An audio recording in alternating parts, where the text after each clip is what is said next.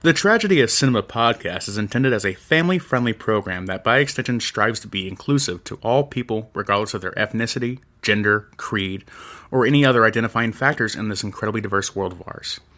With that said, some of the films we discuss may contain serious subject matters or have content considered morally objectionable by today's standards. We do not intend to condone or dismiss these aspects of these films, but our primary focus will be on what we believe the film succeeds at, some fun facts, and our personal enjoyment factors of each film. With that said, we hope you enjoy the show.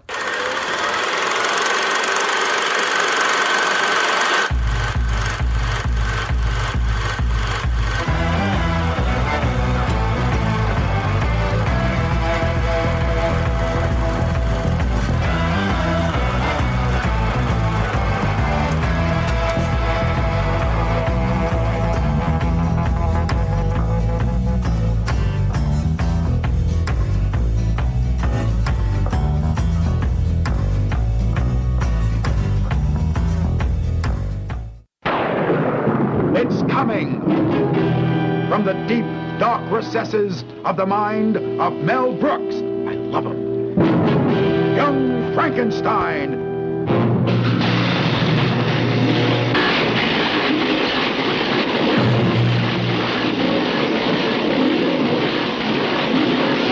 You hear me? Give my creation life! Sky means business. Young Frankenstein. Oh dear, nothing left. What shall we throw in now? Starring Gene Wilder as Dr. Frankenstein. That's Frankenstein. But what about your grandfather's work, sir? My grandfather's work was doo-doo! Peter Boyle as the monster. Wow! Marty Feldman as Igor. My grandfather used to work for your grandfather. I'm sure we'll get along splendidly. Oh, sorry. Cloris Leachman as Frau Blucher. You played that music in the middle of the night? Yes! To get us into the laboratory. Yes! And it was you who left my grandfather's book out for me to find. Yes! So that I would... Yes! Then you and Victor were... Say it. He was my boyfriend! Terry Garr as Inga. Would you like to have a roll in the hay? Roll in the hay. Kenneth Mars as the inspector.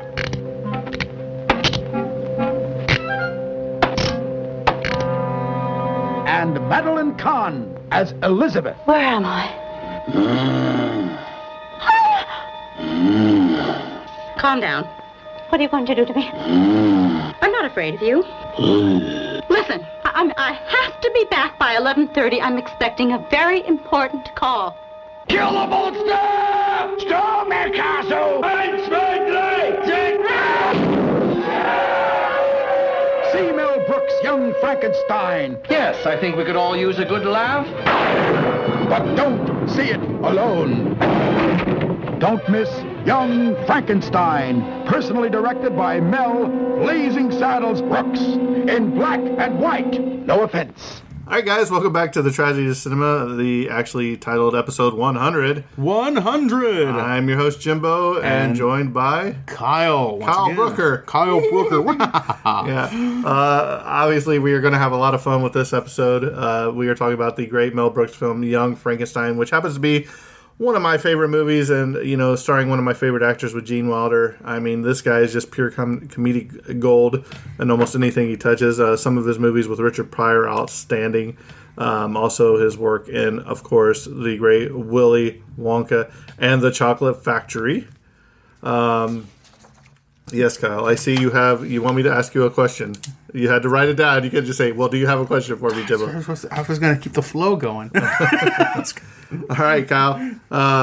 What? I guess I'll throw an easy one out. No, I don't want to give you an easy one. Or you're going to give me a curveball. Give me a Frankenstein ball. Okay. Okay. What do you think that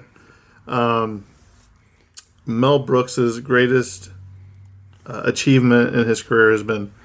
Greatest achievement in his whole career? Oh, wow. You asked for it, you got it. That's such a wide open question. Like, what does that even mean necessarily? Gosh.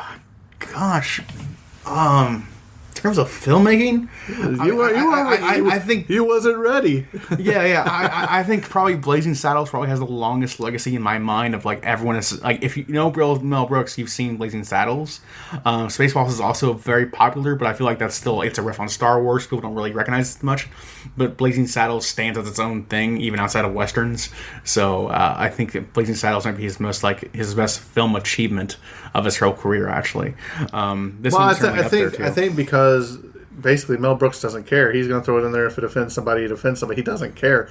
He's basically not trying to offend anybody. He's trying to make fun of everybody because of the way how stupid everybody is about racism and all that. Because he makes fun of all that stuff, but he does so where he makes light of it, but he shows how ridiculous it is of some things too. You know what I mean? Yeah. He shows how ridiculous hate is, how ridiculous racism is as a concept of a racist person to be racist. Like how absurd is that? Right. And so he mastered that in Blazing Saddles so well that the film still holds up incredibly well today.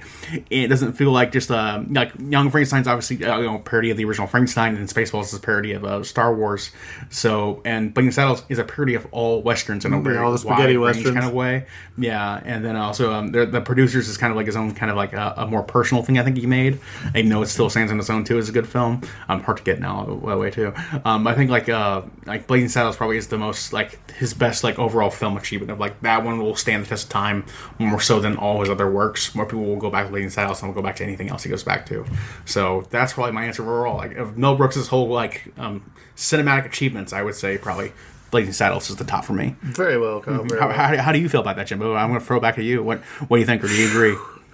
Man, I mean, can I just say that as of this recording, he's still alive, and I think he's 95, maybe? Like 95, 96, around there. Yeah. Kyle, you can look that up real quick. He was 2020. I think it was 1926 when he was born. know they have just greenlight. What was it? History of the World Part 2. Yeah. So that's incredibly ambitious for like a man of that age, right? To try anything of that. You know, and you stop and you kind of wonder. 95. He's going to turn 96 next month. Yeah, you kind of wonder. With all the cancel culture going on, is Mel Brooks could the world survive with another Mel Brooks movie? Absolutely. You think so? Yeah, absolutely. I kind of throw back. I think cancel culture, it's like, I don't believe in cancel culture in general. It's like you take a small knock to your reputation, that's when you get canceled. And then you go home still a millionaire. That's what happens to like 90% of canceled people. 99% of all canceled people anyways. And Mel Brooks, like, he's not an offensive person in many respects. Like, the only things he had in his whole career is like, maybe some light homophobia in some of his comedic works where like he thinks it's funny just to imply someone's a homosexual and that's the punchline, and like yeah, true, but also like it's never like he never like is explicitly homophobic in like his own beliefs, so like not a big deal. And that's kind of the only thing he had that was even vaguely problematic in his whole career that people will judge him for now. If people look back with like woke culture now, that's pretty much the only thing people criticize him for, you know. So it's like Blazing Saddles still holds up. No one can't just cancel Blazing Saddles for its use of the N-word or something like that too. So I think you can totally make a film with Mel Brooks stylings and beliefs inherent in the film and be perfectly fine. You know, Mel Brooks, he wasn't offensive in the first place. Well, Kyle, I didn't mean this is supposed to be a lighthearted episode. Here you are going down the deep rabbit trail. I don't mean to make it deep or controversial. I just think Mel Brooks, like he's his own. You know, he was he was a Jewish man that served during World War II. He's a hero in his own mind, in his own right, man, as a good man. So I think he's perfectly fine. He doesn't write terrible jokes. He doesn't. You know, he's a really good person. Oh man, Men in Tights. I forgot about that one. Men in Tights. What a great movie that is, right? They're all just. And I like that type of comedy. You know what I mean? It's borderline slapstick, but man, it's just so good. It's absurd and great. And you know what I told you? I said I was in here the other day, you know, doing notes and everything, and I had a Young Frankenstein on, and I'm watching it. And as many times as I've seen it, and that scene where they come into the bookcase, and he says, "There's got to be a secret passage here or whatever," and he takes the candle out and he goes flying around the backside of the bookcase, and then he tells her, "Put the candle back." Yeah. So he puts the candle back, and he goes back, and then he's like, "Remove the candle." So he basically forces his body between the bookcase and the wall, and his face is just smushed in there. Put this is very carefully. Put the candle back. And then she puts it back, and she steps on there, and he takes out the candle. She goes back there, and then she's like put the candle back. And it's just, I sat here and I laughed so hard I cried just to see his face when it's smushed against the thing. But I would love to know how many takes they have to do where they have to smash his face in the bookshelf. Like, okay, you ready to go? Yes. And just, I mean, I sat here and I watched that scene the other night, and I am just over here crying, laughing, and my son walks into the room, and I said, "You got to see this." And I put it back there, and I started. He's looking at it like, well, "This is stupid," you know. And then it gets to the part where he smashes his face, and he's like, "This is very cool." And he's my son even cracked up. So I thought if Mel Brooks can do that and expand generations like that, great. Oh yeah, so I think that's his whole career. Like his whole career, like on a base level, his slapstick humor is always top notch, and like he knows the cream from the crop. He can absolutely just bring out the best of any performance, and he knows what to cut and what to keep, and he's still great about that. I imagine even today, if he's still sharp, because I hope he is. And even then, like when like the cancel culture stuff, like when he does social commentary in any degree, he lampoons any form of prejudice. He looks at prejudice and he says, "You are absurd, and I'm going to laugh at you because you are silly and stupid for believing these terrible things." So, and that's what Mel Brooks has done his entire career, and I love him for it. Right. So I think like absolutely, I want to see, he can live for another 100 years. Why not? Let's make him. I want another 100 years of Mel Brooks movies. No, we have to get Disney's head frozen. Why can't we get Mel Brooks' head frozen and keep him? If we bring back somebody between Disney and Mel Brooks, let's bring back Mel Brooks. Head-to-head battle. Disney's head versus Celebrity death match. Celebrity death match. Exactly. So, Kyle, let's go ahead and jump into this. We've rattled on for a long time already. Yeah. All right. Young Frankenstein, released on December 15th in 1974. Directed by, of course, legendary Mel Brooks. Writers, screenplay and story were both written by Gene Wilder and Mel Brooks, and it was based, of course, on the original novel Frankenstein, written originally by Mary Shelley. Producers was Michael Gruskoff, composer was John Morris, cinematographer was Gerald Hirschfield, and editor was John C. Howard. Next up, we got the budget for the film. The budget was only $2.8 million in 1974. Adjusted for inflation, that'd be about $16.3 million. $1,000,000. So even for the time, a very modestly budget film. Gross worldwide, though, this is where the big money came in. I didn't know this movie was as successful as it was, but it actually made $86.3 million at the box office. So that's a huge return on investment there. If we're investing only less than $3 million in and getting $80 million back, I'll do that any day. And gross and adjusted for inflation, that comes out to just right at $500 million at $503.1 million in today's value. So Young Frankenstein was very, very successful and deservedly so. So absolutely love that. Moving on to the technical details here, we have a runtime of 106 minutes. Sound mix is completely mono track, complete mono West Tracks recording system, mono audio. Color info, this is a black and white film. No color version of this exists. It was only filmed on black and white. Aspect ratio, this is 1.37 by 1 for the original and negative ratio matted, and it was later matted to 1.85 to 1 on the theatrical ratio. Camera, this was shot on a Panavision R200. Film length, the length of this film comes to 2,905 meters. And for the, let's see here, and that is the technical details of Young Frankenstein. Then Frankenstein, Dupen, Kloppen, Gleepen, Gluben. We have the filming dates here. We have a filming dates between February 19th, 1974 to April 14th, 1974, which comes out to approximately 1 month, 3 weeks of filming, or 7 weeks or 54 days of overall filming. So filmed in a brisk time frame if you're looking at that. And let's see here. Moving on, we have the awards, which we'll be moving on here in just a moment if I can find out where I got the order for them right. We have the awards in 2016. It was added to the Film Hall of Fame for the Online Film and Television Association. In 2003, it was added to the National Film Registry. In 1977, it won the Golden Screen Award in Germany. In 1976, at the Academy of Science Fiction and Fantasy and Horror Films, it won the Golden Scroll for Best Horror Film, Best Director, Best Makeup, and Best Set Decoration, and finally Best Supporting Actor. So sweeped the awards of the Academy of Science Fiction Awards. And then at the 1976 in the Science Fiction and Fantasy Writers of America, it won the Best Dramatic Writing, awarded to Gene Wilder and Mel Brooks. In 1975 at the Academy Awards, it was nominated for Best Sound and Best Writing. And at the Golden Globes, it was nominated for Best Actress in a Motion Pictures, which was awarded to Cloris Leachman, and Best Supporting Actress, awarded to Madeline Kahn. In 75 again for the Hugo Awards, it won the Best Dramatic Presentation. And also 75, the Saturn Awards, it was awarded the film for Best Actor, awarded to Marty Fieldman, actually, Igor himself. Then moving on to my legacy project, the thing I do every week, from the beginning, anyways, since I joined on, the cast of Young Frankenstein. We, of course, have the legendary Gene Wilder playing the titular Dr. Frederick Frankenstein, or Frankenstein. Gene Wilder, of course, best known for roles such as Willy Wonka in the Charlie Factory, where he played Willy Wonka himself. The Producers in 1967. See No Evil, Hear No Evil in 1989. And, of course, Blazing Saddles in 1974. Gene Wilder, legendary actor. Awesome dude. Next up, we have Peter Boyle playing Frankenstein's monster. Frankenstein's monster. Oh, Frankenstein's monster. Right. I should have known. Peter Boyle, also known for such roles in such as the movie Red Heat in 1988, Monsters Ball in 2001, and he was Frank Barron in Everybody Loves Raymond from 1996 to 2005. So that was probably one of his most well-known roles, and being Everybody Loves Raymond for the TV show. Next up, we have Marty Fieldman playing Igor. He was in such movies such as the last remake of Bowed Jest in 1977. He was the writer and star of his own show, Marty, between 1968 and 1969. And he was also in Yellowbeard in 1983. Marty Fieldman also kind of best known as just an actor, as a writer for various movie roles and TV shows for a long period of his career. Very few acting gigs himself, but overall, very funny writer. Good for him. Next up, we have Madeline Kahn playing Elizabeth.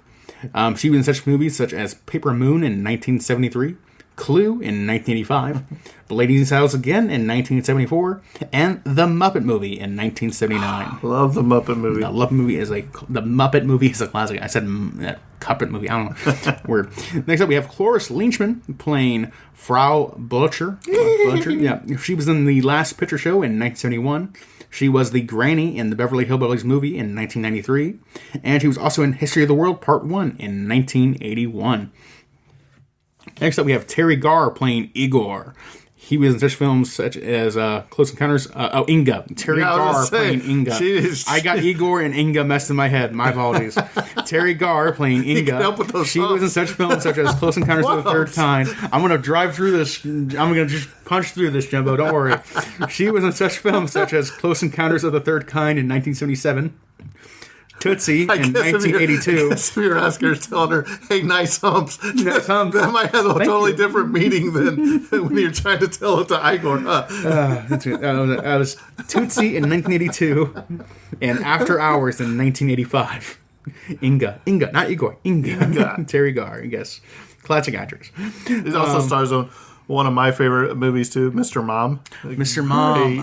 I've not watched that in forever. Okay, next up we have Kenneth Mars playing Inspector Kemp. He originally played Triton in the 1989 version of The Little Mermaid, and he was also in the movie What's Up Doc in 1972 and The Producers in 1967. And then we have Richard Hayden playing Herr Falkstein. He was in the movies such as The Sound of Music in 1965, Alice in Wonderland in 1951, and Then There Were None in 1945. Then finally we have Liam Dunn playing Mr. Hilltop. He was in such movies such as Blazing Saddles in 1974, What's Up Doc in 1972, Charlie and the Angel in 1973, and A Reflection of Fear in 1972. And that is the cast of Young Frankenstein. I am Frankenstein. So as you can tell, this episode is just going to be a bunch of fun. Exactly. So when Mel Brooks was actually preparing for this film, well, before we start, Kyle, why don't you give us a synopsis synopsis of the film, Young Frankenstein. I feel like everyone knows the story of Frankenstein, but Dr. Frankenstein attempts to bring the dead back to life by stealing bodies and tying them together. Not Dr. Frankenstein. It's like his grandson or great-grandson. Oh, yes, the grandson of the original Frankenstein. And he's trying to break away from the Frankenstein name He wants to Frankenstein. He's like a professor at a college. Yeah, he's trying to pronounce it, trying to distance himself from like, ooh, my grandfather had some bad politics. I need to distance myself away from them. And so yes, he's trying to distance him away. So anyways, he's going back to the castle of Frankenstein, and he finds his grandfather's old library, and attempts to do the same experience. Well, his library, then his laboratory. It's a combo item. Laboratory. Yeah, exactly. If you go to what's the Uber? What's the thing you do? The stay at different houses. I forgot that service now. Like Airbnb. Yeah, you guys Airbnb is Frankenstein's Manor. Frankenstein's Manor. That'd be the joke you make today. But yes, he's gonna retry the experiment again and bring the dead back to life, and he succeeds. He brings up Frankenstein's monster, and has a whole hijinks ensue too, where he has to deal with having created this being and dealing with all the hijinks and consequences that come from and that. It escapes. And it escapes. And then the Frankenstein lives, learns that he wants to be loved, and also like is scared of fire, and establishes all those classic Frankenstein roles, basically qualities of Frankenstein, and establishes all those things. So it is just that plot in a really fun way. Right. So when Mel was preparing for this film, he discovered that Ken Strickfaden, who'd made the elaborate electrical machinery for the lab sequences in the Universal Frankenstein films, was still alive and living in Los Angeles area. Brooks visited Strickfaden and found that he had stored all the equipment in his garage. Brooks made a deal to rent the equipment and gave Strickfaden the screen credit he didn't receive for the original films. That is incredible. That is how. Hey, by the way, you want to come to my garage? You see the original stuff here. Frankenstein laboratory. Oh, you want to take it with you? You want to use it? You want to rent it out? Sure, no problem. Just sitting there collecting dust. Oh, by the way, can you give me that credit I deserved 30 years ago? Yeah, cool. Just talk about tying up loose ends in the world. Doing justice where justice was not done the first time. Right. So me and Kyle were talking about this at breakfast this morning. This is in 1974. I think the original Frankenstein was, 1935, 34, 35. Look it up to make sure. And, you're talking, 30 years of, And here we are talking about it 50 years after that. So you're talking, 80 or 90 years ago? Yep, 1931. So, it would have been 33 years. 43 years. 43 years. 43 years. Right. Bringing justice back so to it's the whole about, I guess in 2024, it'll be, 90 years? 20. Well, no, 21. Well, 90, wait. So it's 91 years right now, right? It's 22. If it was 1931, then so 91 years. Wow. 91 years, the original Frankenstein. Wow. It's weird having movies that are going to be more than a century old really soon. And there's already a few now, but having that growing list of actual classics becoming more than 100 years old. That just means that you're getting freaky. Older, Kyle. I don't like it. Igor was a beloved character in this episode by the great Marty Feldman, but the shifting hump on Igor's back was actually an ad-lib gag by Marty Feldman. He had been actually shifting the hump back and forth for several days when cast members finally noticed. It was then added to the script. That's fantastic. Gene Hackman, a legendary actor in his own right, learned about the film through his frequent tennis partner Gene Wilder and requested a role because he wanted to try comedy. He volunteered to play the blind hermit for free. It was 4 days of shooting for about 4 minutes of runtime. Oh wow! Which Kyle loves the old blind hermit in the woods. It's one of the funniest scenes of just pure slapstick humor, like pouring the milk on not the milk, the soup. The milk, the milk, the farm milk. Yeah, and he's like, "Oh, hold your bowl out." And, he goes, he's trying to catch it in the bowl. He's like, he's doing everything he can to catch it in his lap. Coughing in the smokes. It's so good. Gene Hackman also ad-libbed the blind man's parting line was, "I was going to make espresso." The scene immediately fades to black because the crew erupted into fits of laughter. Hagman was unable to repeat the line without laughing with the rest of the crew, so the first take was used. Hagman was uncredited with the movie when it was originally released in theaters. That's great. Gene Wilder and Mel Brooks got into only one fight during the movie's production, but it was a big one, with Mel throwing a huge temper tantrum, yelling and raging, and eventually storming out of Gene's apartment where the men had been working on the script. Roughly 10 minutes later, Gene's phone rang. It was Mel. And he had to say this: "Who was that madman you had in your house? I could hear the yelling all the way over here. You should never let crazy people into your house. Don't you know that? That could be dangerous." That, as Gene later put it, was Mel's way of apologizing to him. That's absolutely hilarious. Yeah, I can imagine. No one can stay mad at Mel Brooks. You just can't stay mad at him. Gene Wilder has stated on record that this is his favorite of all the films that he's made. And I have to agree with him. It's probably my favorite one he's done too. It was no doubt the funnest one he made. And sure. just the hair he had, it was just perfect. Yeah. Cloris Leachman also improvised the dialogue in which Frau Blucher. What? There's no doubt. I said Cloris Leachman improvised the dialogue in which Frau Blucher.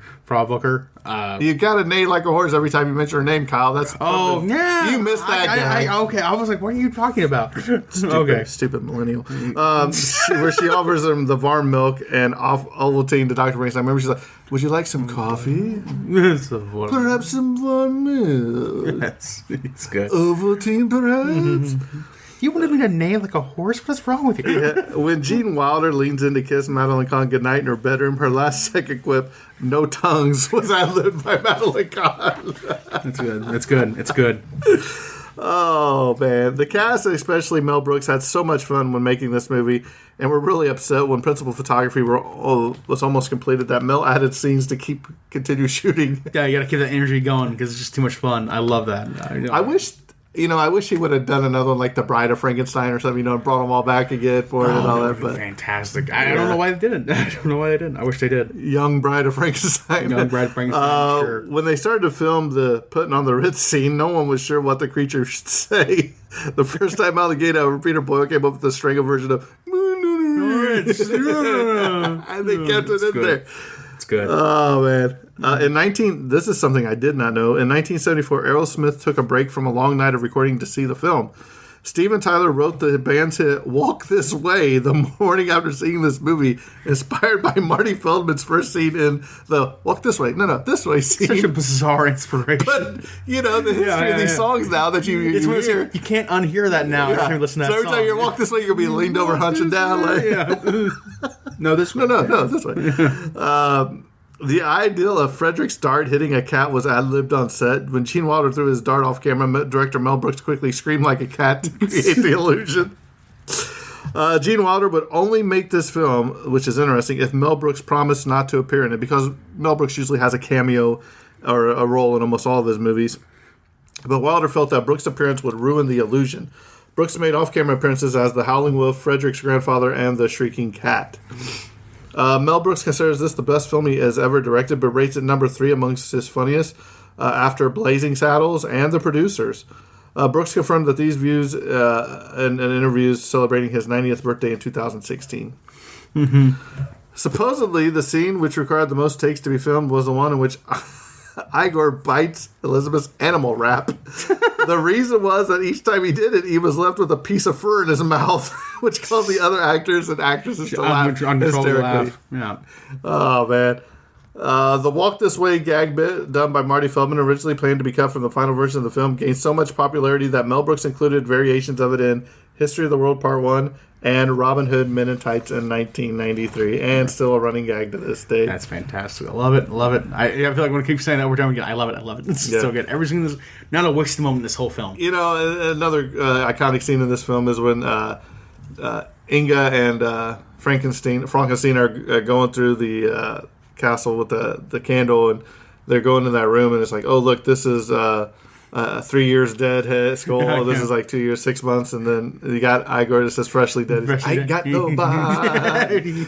Right. But the skull that Freddy and Inga find under the castle were real skulls, except for the one that was 6 months dead, which was actually handcrafted. So, they were real. Real skulls. Well, sometimes they're cheaper to get. Sometimes you donate your body to science, and now it's on the movie set. Can I just say, I just thought of it. Another one of my favorite parts of this... James Dean's head. One of my favorite parts of this film is when he sends Igor to go get a brain. And he puts it in the monster, and the monster starts going crazy. And Frankenstein's, Igor, can I talk to you for a minute? Yeah. Hey, sure. He's like... did you get the doctor's brain? The doctor or whatever's brain. He's like, no. He's like, whose brain did you get? He goes... Abby somebody. Abby somebody. What? What do you mean Abby? What was her last name? Abby Normal. Abby Normal. You made to tell me you got me an abnormal brain. I just think it's just hilarious. It's hilarious. It's great. Oh, man. Gene Wilder constantly cracked up during takes. According to Cloris Leachman, he killed every take with laughter, and nothing was done about it. Shots would frequently have to be repeated as many as 15 times before Wilder could finally summon a straight face. I bet I understand why. You can't have a giggle every single time, and if they already have that manic energy on the set, as I kind of said earlier, I'm sure you just can't contain yourself. Mel Brooks initially thought that the "Walk This Way" gag was too corny and wanted to cut it from the film, but once the audience's reaction was seen at one night at a screening, he decided to leave it in, which I'm glad he did because. It's a slightly different world if you didn't do that. You don't get that Aerosmith song. We don't get those movie references. It's a different world. Right. Due to makeup continuity problems, certain shots in the blind man scene had to be reshot. And the shots where the blind man spills soup on the monster, the hand spilling the soup actually belonged to Mel Brooks and not Gene Hackman. So we did get a little cameo in that way. Yeah, but you didn't see him. I know. But he got his hand in. That's what matters. Just like in Frankenstein in 1931, the greenish face makeup was used on the monster to make his features more prominent in black and white for the film. Mm-hmm. The brain which Igor is sent to steal is labeled as belonging to Hans Delbruck, a scientist and a saint. There was a real-life Hans Delbruck. He was a 19th century German military historian and professor at the University of Berlin, notable for going beyond technical problems and linking warfare to politics and economics. His son, Max Delbruck, was a 20th century biochemist and Nobel laureate. Wow. Sounds like he was actually true to the cause. Mm-hmm. Scientist and a saint to a degree. When Elizabeth is brushing her hair, she sings the Battle Hymn of the Republic. According to Mel Brooks' DVD commentary, they picked that song for her to sing because it was actually in the public domain. Yeah, so it was cheap. Just totally random. A lot of great. It was free. Yeah, it was free. Yeah. Peter Boyle met his future wife, Lorraine Alterman Boyle, when she visited the set to write an article about the filming of Young Frankenstein for the Rolling Stones magazine. Cool. The experiment the medical students mentioned, where Darwin preserved a worm in fluid until it came to life, is mentioned in Mary Shelley's foreword in the novel Frankenstein. The Darwin in question was Erasmus Darwin, the grandfather of the famous Charles Darwin. Gene Wilder's performance as Dr. Frederick Frankenstein is ranked number 9 on Premiere Magazine's 100 Greatest Performances of All Time, ahead of the likes of Robert De Niro in Raging Bull and Daniel Day-Lewis in My Left Foot in 1989. Wow. I mean, you got great things on a curve sometimes, but yes, I agree. I mean, Gene Wilder put everything into it. I think it's just funny that you got a comedy ahead some of these more serious actors in these iconic roles. Well, you were talking earlier at breakfast. I said that this might be my favorite Gene Wilder role of his whole career. Actually, he did a lot of crazy things like Gene Wilder and Richard Pryor, but this stuff here is my favorite, most true Gene Wilder in my mind. Right. Yeah. The candle the actors are holding while exploring the castle at night were made of aluminum pipe with 100-watt projection bulbs concealed inside. A wire ran up each actor's sleeve and down the pant leg, so in addition to remembering their lines, they had to remember to keep the wires and bulb out of view. So multitasking there as an actor. Gene Wilder, Peter Boyle, and Marty Feldman appeared in this film by virtue of the fact that their mutual agent had a deal with the movie studios, so he's like, hey, I got a couple other guys that need work. When the monster is being brought back to life, the area around his eyes and what appears to be his teeth began to glow. This was done with a plastic head created to look exactly like that of Peter Boyle. Some fake teeth, fake brain tissue, and a light were used to create the effect. Nice stuff. The clock chimes exactly 13 times at the beginning of the film. So it's only unlucky number. A clock won't chime 13 times, unless it's still unless it's in military time. Unless military time, yeah. I think it's 24 times. It's been rumored for many years that the scene where Frederick accidentally stabs himself with a scalpel wasn't in the script, and that Gene Wilder accidentally did it for real, but continued the scene. This is false. In fact, if you look closely enough, you can see a square patch under Wilder's pant leg with a scalpel and where he was meant to stab. And I watched it. You can see his right leg is actually a lot bulkier and bigger than so he could stick the scalpel. So you stick the scalpel and not just hurt himself so badly. It would hurt so badly if you ever did that. The blind man scene includes parts where we see the monster having hot soup poured on him and getting his thumb lit on fire. To keep himself protected, Peter Boyle had a hot pad on his lap, and he held a fake thumb with alcohol on it to keep the fire burning. Oh, wow. So impressive stuff. Yeah. Impressive stuff.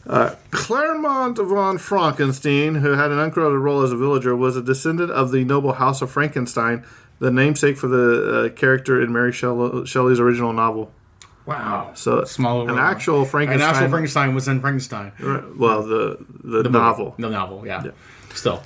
After the dart game, when Inspector Kemp is leaving the castle, there is a gargoyle on the side of the building that looks like Sir Alfred Hitchcock. According to TCM, it actually resembles Mel Brooks. So I didn't know if you caught that. I did not catch that. Igor mentions that his grandfather, also named Igor, as evident by Frederick's first visit to the lab, used to work for Frederick's grandfather. Interesting, in Frankenstein 1931, the assistant's name was not Igor, it was Fritz. Igor, spelled Wygor, did not appear until Son of Frankenstein in 1939, where he worked for the son of the original doctor.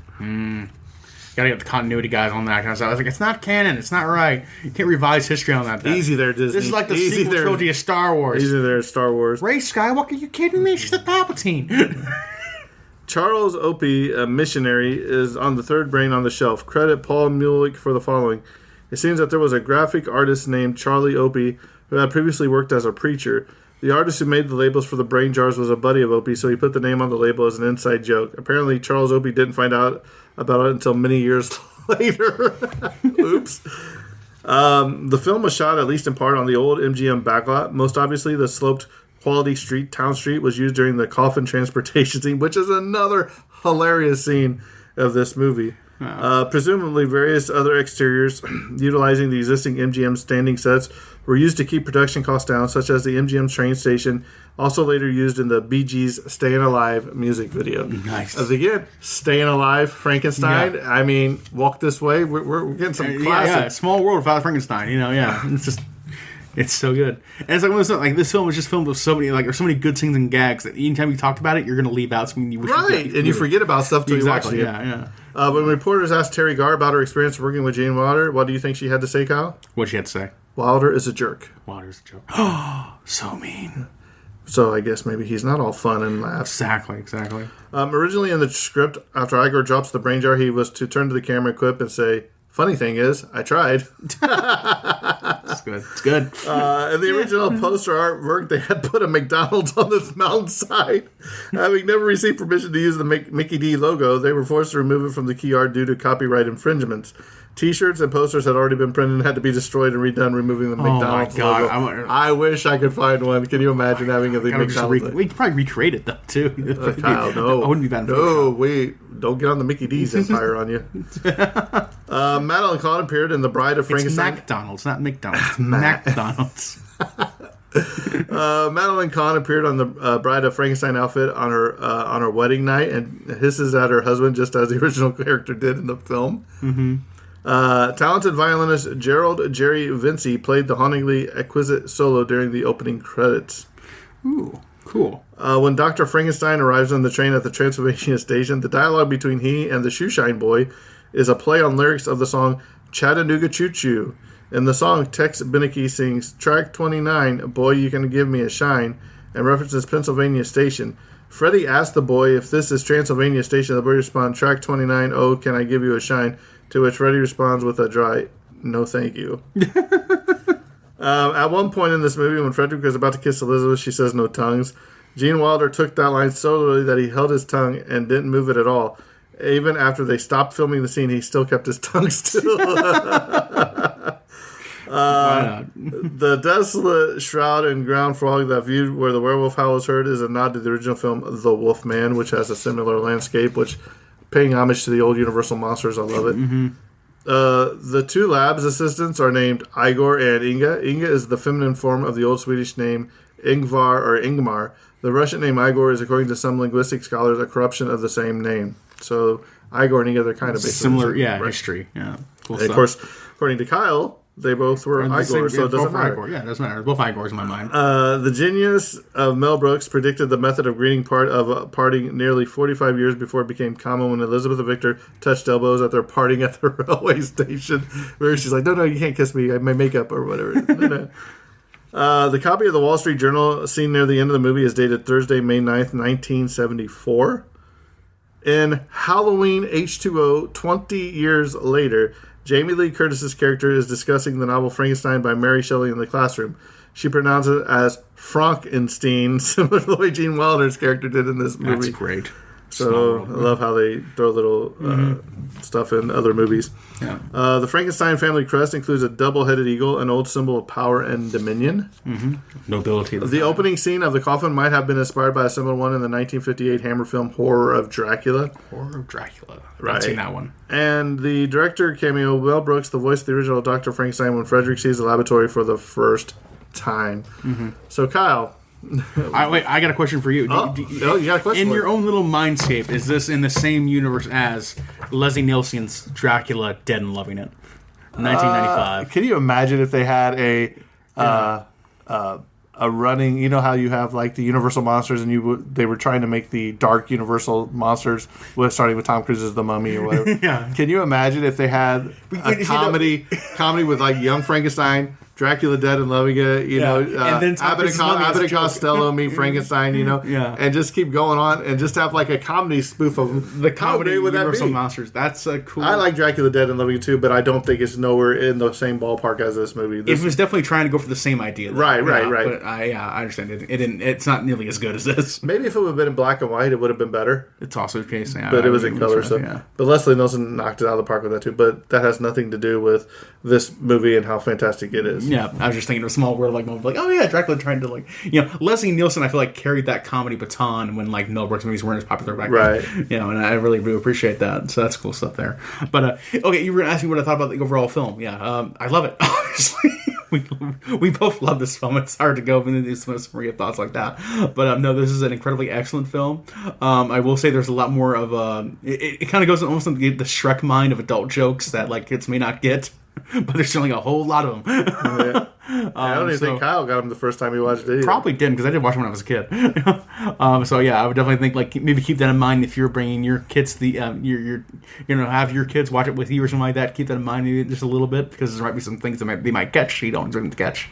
But overall, it's a fantastic film, worth watching all the time, anytime. Just anytime you have it on, it's a great film to watch at any time. So I adore this film. I love it. It's one of the best Mel Brooks films ever made. Up there in like top 3. Like I think like the producers, Blazing Saddles, and this film are like the best films he's pretty much made. So yeah, absolutely adore it. Jimbo, how do you feel about the whole thing? Man, you know how I feel. Yeah, I love this movie. I can't. You watch this movie, and I don't think you can go more than 5 minutes without laughing at something in the movie. Even as many times as I've seen it, there's always something you catch that you haven't saw, and it's hilarious. And the little subtleties that they put in there, the little facial expressions. Like there's the scene where the girl is talking with Frankenstein, and she's like, "Oh, we ran out of petals to throw down the hole. What are we going to throw next?" And the monster just looks at the camera and gives the smirk, like, I should throw her down in here. Exactly. What are you starting to do? Come on. Right. And I think Peter Lorre does, or not Peter Lorre.